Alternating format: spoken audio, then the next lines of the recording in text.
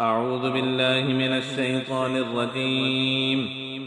بسم الله الرحمن الرحيم.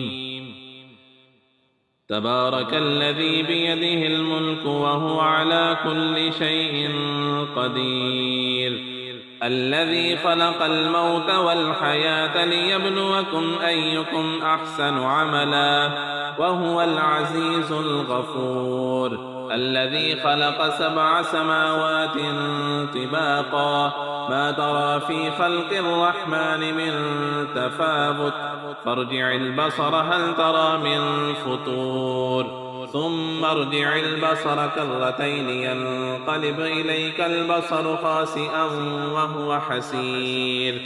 ولقد زينا السماء الدنيا بمصابيح وجعلناها رجوما للشياطين وأعتدنا لهم عذاب السعير. وللذين كفروا بربهم عذاب جهنم وبئس المصير.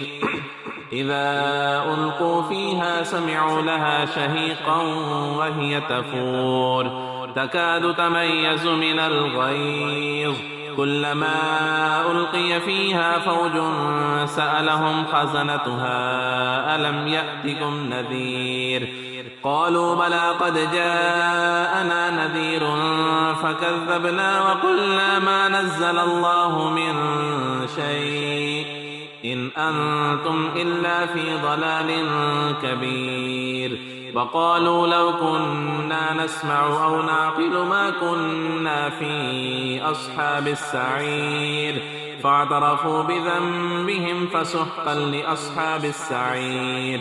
إن الذين يخشون ربهم بالغيب لهم مغفرة وأجر كبير. وأسروا قولكم أو اجهروا به إنه عليم بذات الصدور ألا يعلم من خلق وهو اللطيف الخبير. هو الذي جعل لكم الأرض ذلولا فامشوا في مناكبها وكلوا من رزقه وإليه النشور. أأمنتم من في السماء أن يخسف بكم الأرض فإذا هي تمور أم أمنتم من في السماء أن يرسل عليكم حاصبا فستعلمون كيف نذير. ولقد كذب الذين من قبلهم فكيف كان نكير. أولم يروا إلى الطير فوقهم صافات ويقبضن ما يمسكهن إلا الرحمن إنه بكل شيء بصير. أمن هذا الذي هو جند لكم ينصركم من دون الرحمن إن الكافرون إلا في غرور. أمن هذا الذي يرزقكم إن أمسك رزقه بل لجوا في عتب ونفور. أفمن يمشي مكبا على وجهه أهدى من يمشي سويا على صراط مستقيم. قل هو الذي أنشأكم وجعل لكم السمع والأبصار والأفئدة قليلا ما تشكرون. قل هو الذي ذراكم في الأرض وإليه تحشرون. ويقولون متى هذا الوعد إن كنتم صادقين. قل إنما العلم عند الله وإنما أنا نذير مبين.